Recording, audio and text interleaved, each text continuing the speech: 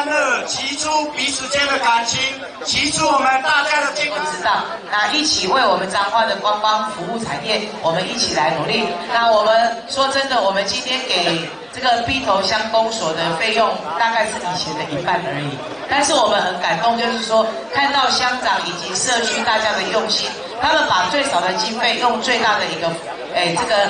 成就出来，让婆婆想要讲用六个国人节，哪某哪搞黄给就是安尼哦。那我想大家彰化县政府的状况大家都知道，但是我们还是秉持着开源节流，用最少的钱去做最多的事情，一起为我们美好彰化希望城市大家来努力。欢迎感谢米来拜托。另外的话，今天这个骑的过程有一点点距离，拜托大家补充水分。